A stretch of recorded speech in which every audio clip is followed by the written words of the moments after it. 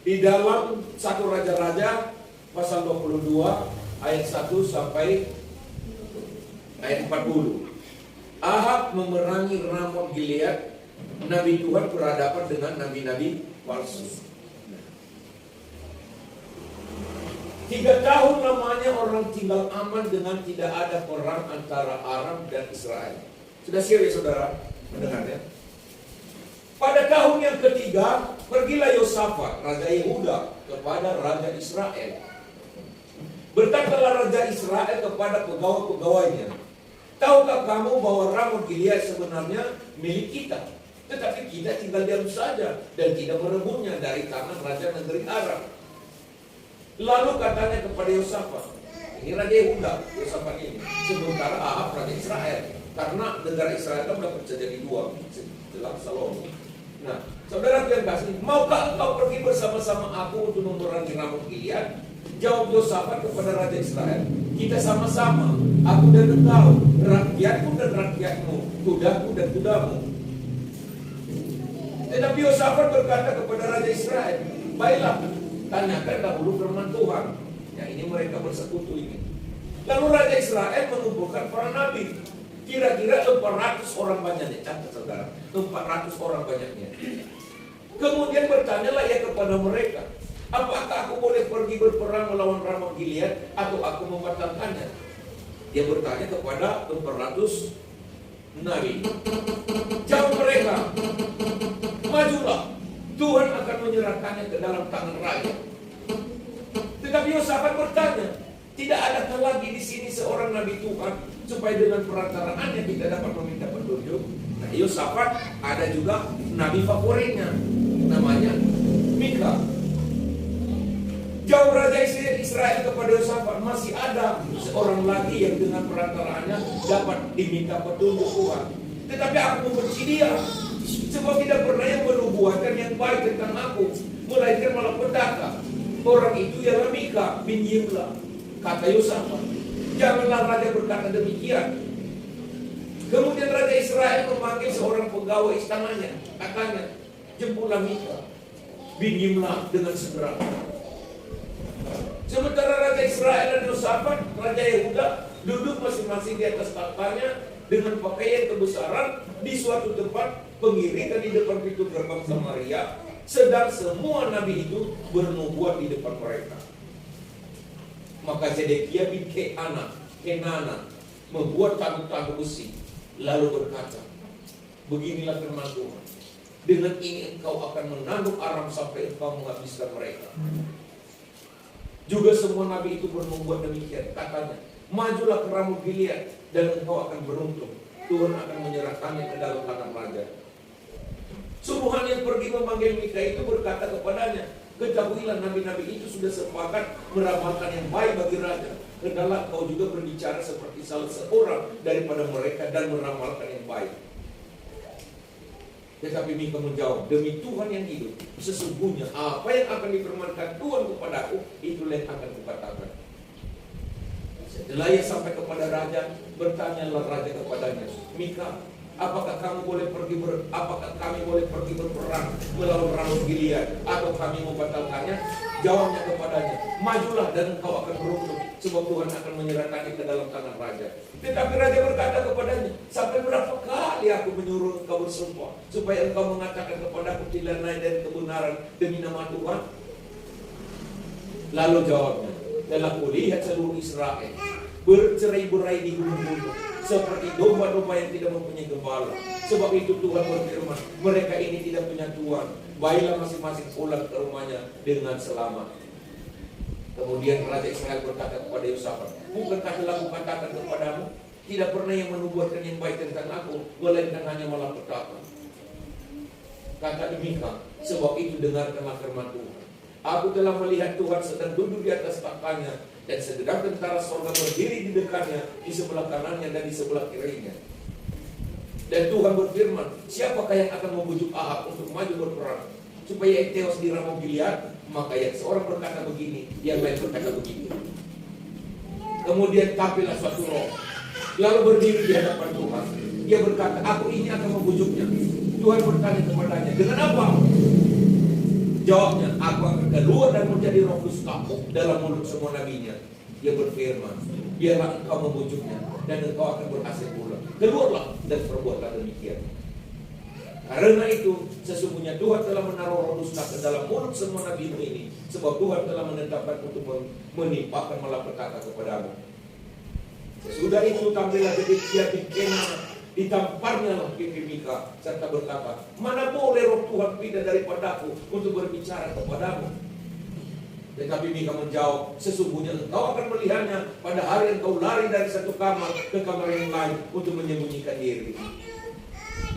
Berkatalah Raja Israel, tangkaplah Mika, bawa dia kembali kepada Amos, penguasa kota, dan kepada Yoas, anak raja.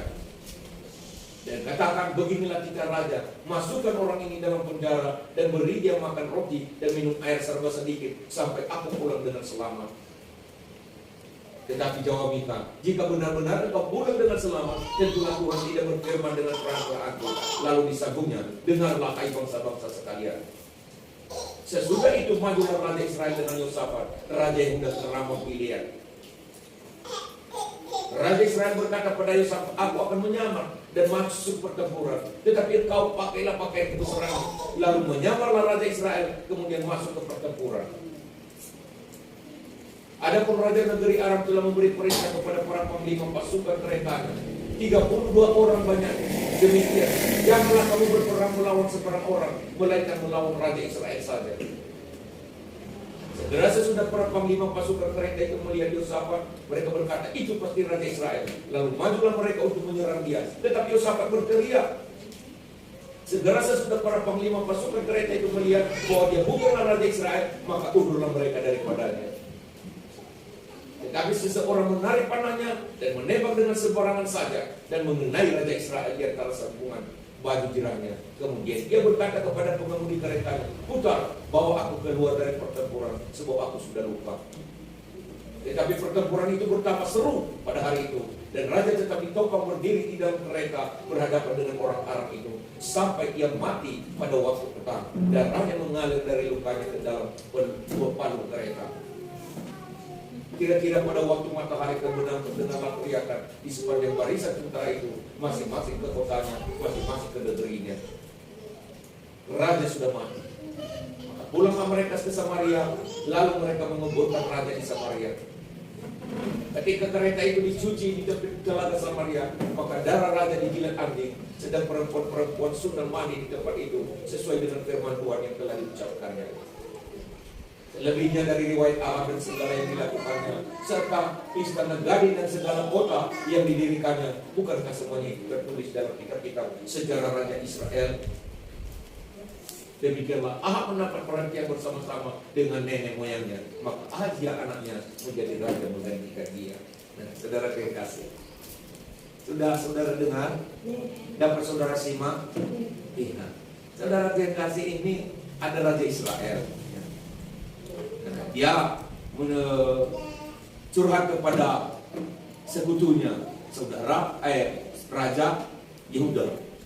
Nah, ini sekutunya. Sebenarnya itu Ramot Gilead itu milik kita. Sekarang sudah disukai Aram. Sama seperti misalnya lah, itu apa yang diperebutkan ini ya, oleh Malaysia ini. Itu sebenarnya ya, itu daerah kita, ada sekutunya lah. Seperti Indonesia misalnya. Nah, ini juga seperti itu yang mereka ceritakan. Jadi bagaimana? Ya harus kita rebut kembali. Lalu saudara, waktu mereka mau merebut itu, kalau dulu zaman dulu itu selalu patokannya adalah suara Nabi. Karena yang tertinggi yang bisa apa yang Nabi katakan, itulah yang mereka ikuti. Setiap mereka mau maju berperang, selalu bertanya kepada Nabi. Itulah orang-orang Israel dan orang-orang Yehuda. Lalu saudara kekasih, mereka kumpulkan Nabi. Bayangkan, 400 orang Nabi berkata, majulah, kamu pasti menang dan mengalahkan Aram. Tapi Yosafat bilang, apakah tidak ada laki-laki lain? Karena mungkin ada sikit-sikit kecurigaan yang tidak pasti. Mungkin Nabi yang 400 ini memakai istilah ABS. Tahu istilah ABS, saudara? asal Bapak senang. Yang penting, karena ini udah ambisinya, udah mau perang, ambisinya menguasai itu peperangan, menang. Nah, jangan dibantah, jangan dihalangi apa yang dia inginkan, apa yang dia mau. Lalu nabi-nabi ini pasang apalah cara ABS. Padahal Tuhan tidak setuju. Jadi bagaimanalah mengajarkan Raja Ahab ini supaya dia tidak mau. Kalau nabi-nabi pun sudah seperti itu kata mereka. Datanglah muncul roh dusta, aku saja, supaya tidak binasa. Nah, ya udahlah, lakukan itu. Kata Tuhan. Haleluya. Saudara yang kasih datang dia dari mulut nabi-nabi palsu ini semua. Ya. Oh, maju saja, menang. Tapi Yosafat tadi tidak percaya begitu saja. Apa tidak ada lagi nabi lain? Hanya ada satu orang lagi tak benci kepada, karena dia ya, apa yang dia katakan ya dan amin. Iya kalau iya, tidak kalau tidak. Jadi selalu bertentangan dengan perasaan saya. Saya tidak terima segala sarannya. Itulah kata Raja Israel. Kalau begitu kita panggil dia. Mereka panggil namanya Mika. Nah, datanglah Nabi Mika ini. Dia katakan tadi itu saudara. Pasti semua umat Israel akan tercerai-berai dan akan mengalami suatu kekalahan besar. Nah, kan sudah aku bilang, dia nggak pernah berkata yang benar kepada saya. Dia katakan kepada Raja Yehuda, ada Yosafat. Jadi macam mana kalau gitu? Ya udah maju saja. Kan 400 lawan 1. Kalau menurut saudara, siapa yang saudara dengar? Menurut saudara ya, pendapat orang 400 sementara hanya satu yang bertentangan daripada yang 400 ini. Saudara, saya yakin dan percaya pasti saudara semua percaya ya kepada yang 400 ini. Itu udah pasti itu. Iya ya, sekarang kita kerina seri. Gereja sie, seriras kita, gereja sie, seriras kita, gereja sie, seriras kita. Mana nabi kerina sie? Seriras kita. Lalu di pertentangan na, sadar caget kina. Olah bagay na, olah bagay. Gelaw kita binasa. Ya silang nanga, bagi istilah, contoh gambaran. Haleluya saudaraku. Ngerti saudara? Jangan salah. Gereja juga bisa menubuatkan ya roh dusta. Asal jemaat senang. Kan begitu ya. Asal jemaat suka. Karena lagu kata-kata tuh bener si perlu kelibulasi. Kata-kata si menyenangkan. Dia masih terlebih bagaimana? Wah makanya senang. Wah makanya suka. Adi bagaikan si debat 400 lawan 1. Tapi apa yang terjadi saudara? Sekalipun dia pasang siasat. Ya ayo, waktu kita maju kamu saja nih namanya. Ya, kamu saja yang pakai baju raja. Naik kereta kebesaran. Kata si Raja Israel kepada Raja Yosafat. Lalu mereka maju. Dia akan menyusul, akan menyamar. Aku akan seperti rakyat biasa. Bayangkan dia pakai baju jirat juga di dalam. Ya, untuk melindungi tubuh supaya nggak masuk ujung panah lah istilahnya. Tetapi bagi kekenangan mereka perang. Lalu ketika mereka melihat si Yosafat pakai baju kebesaran, hanya 30 berapa itu tadi prajurit orang Arab? 32 orang ya. Panglimanya itu ya. Luar biasa. Mereka melihat itu yang pakai baju raja, mereka kejar dan mereka kepung. Lalu berteriaklah si Raja Yehuda, aku ini Raja Yehuda. Bukan karena yang mereka incar bukan Raja Yehuda, tapi Raja Israel. Karena Raja Arab tadi memberi pesan, jangan kalian sembarangan nggak usah kalian kejar yang lain. Yang penting Raja Israel. Ya, itu yang perlu, saudara.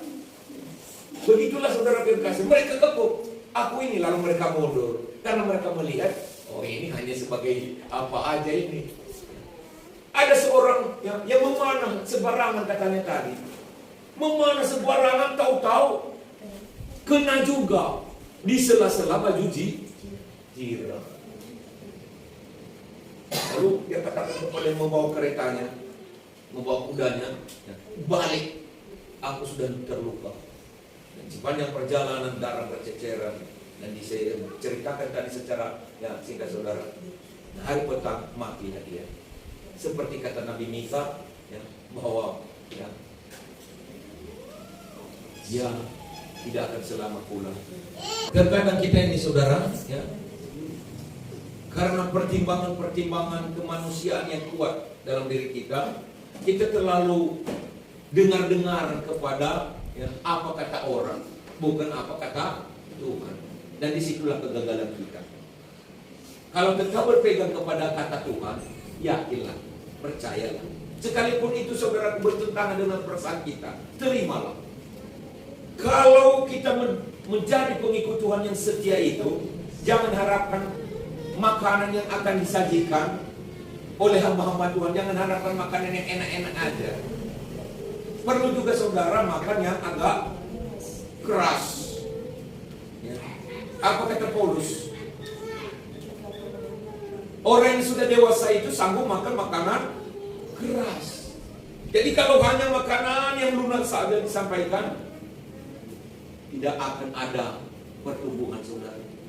Saudara tidak akan bertanggung jawab. Saudara tuh, saya tertarik dengan kesaksian saudara kita tadi. Bangunlah dari ini. Memang betul, harus seperti itu memang. Kalau mau dengarkan suara Tuhan, harus kita kalahkan daging. Daging kita bisa bicara loh. Nah, ini tahu caranya bagaimana daging bicara. Kita nanam cabai. Kita nanam cabai. Nanti kalau cabai saya ini berhasil, saya akan berikan ini, saya akan berikan. Sanggupkah kita mengikuti itu? Itu Roh Kudus, karena Roh Kudus mengingatkan kita ini firman Tuhan, ini firman Tuhan. Tetapi daging bicara, iya, sudah dulu. Kau katakan besok pembayaran uang anak sekolah. Uang sekolah 325.000. Uang jajannya sekian. Ya, kan begitu ya. Uang kebutuhannya sekian. Guru-guru lagi bilang beli buku ini, beli ini, atribut ini. Contohnya ya. Udahlah, mundur waktu. Tidak kita genapi. Ini kan suara yang ada-ada saja. Kita obrol nanti sekali lagi seperti itu. Sekali lagi ada-ada aja. Tiba-tiba datang pesta. Kayak semalam aja saudara berkasih kalau pikir-pikir 500.000 habis itu. Ya. Nah, tidak ada saja. Jadi bagaimana kita? Sementara Tuhan juga bilang, aku sudah melihat, kamu sudah berleha-leha di rumahmu yang baru, di tempatmu yang baru, dalam kehidupanmu maju terus. Kapan kau majukan pekerjaanku? Siapa lagi yang bisa mengulurkan tangan untuk membantu pekerjaan ini? Nggak mungkin kita minta kepada orang yang tidak percaya kepada Tuhan. Kamu sudah percaya kepada Tuhan, kamulah yang membangun itu. Kata firman Tuhan di kitab Hagai pasal 2 itu, saudara sudah pernah baca. Nah, uluran tangan, perbaikilah rumahku, misalnya. Nah, dengarkan, baca itu nanti saudara. Haleluya, itu pelit-pelit ceritanya di situ. Dan kamu hanya santai-santai aja. Tetapi karena daging kita, karena suara keadaan, suara daripada situasi yang kita hadapi, kadang-kadang kita tidak bertindak. Sama seperti katanya tadi, Janda Sarfat. Bukan enak situasi Janda Sarfat waktu itu saudara. Kalau udah musim kemarau panjang, musim kelaparan, saya pikir juga akan saya juga, kalau saya juga ada waktu itu, kalau saya punya makanan, nggak mungkin bisa saya bagi. Saudara bagaimana? Janda Sarfat udah 3,5 tahun nggak bisa hidup tumbuh tanaman di negaranya karena musim kemarau. Datang Nabi Elia. Karena Elia ini kan disuruh Tuhan, pergikanlah ke Sarfat. Maka dia dikatakan Janda Sarfat itu adalah kampungnya itu Sarfat. Pergilah ke Sarfat. Nanti kamu akan menemukan seorang ibu di sana bersama dengan anaknya. Nanti supaya kamu bisa makan di sana. Karena Tuhan kan udah tahu dia siapa yang pantas diberkati. Dia mau memberkati janda sarpan ini. Tetapi ada tantangannya loh. Tantangannya apa? Nah ini tadi, datang masih Elia. Ikut Tuhan lah kata Tuhan. Datang masih Elia. Ya pergi ke sana. Dia lihatlah, oh ini yang Tuhan bilang itu. Nah, sedang dia mengambil kayu. Nah, untuk mau mengolah tepung yang tinggal sedikit, mie yang tinggal sedikit. Sedang apa ibu? Ini mau mengolah tepung segenggam lagi, mie-nya sedikit lagi dalam buli-buli. Boleh untuk aku dulu. Iya, bayangkan kalau saya datang ke rumah saudara, saudara seperti dalam keadaan sulit, apa yang saudara katakan? Boneka ini, boneka apa ini? Udah tahu dia kita pun nggak cukup. Ngerti saudara ini firman Tuhan ini? Haleluya. Nah itulah tantangannya ada memang. Padahal Tuhan punya rencana kepada janda sarpan itu memberkati dia. Tetapi ada tantangan, ada ujiannya. Setiap orang yang naik pangkat ada ujiannya, Mama Hardin. Haleluya. Jangan terkejut. Jangan terkejut. Kalau saudara punya niat, punya rencana mau diberkati oleh Tuhan, jangan terkejut ketika mengalami tantangan. Jangan bilang, gereja naik, kurang laku. Karena cara Tuhan memberkati bukan hanya lewat lauk orang. Yakin saudara? Haleluya.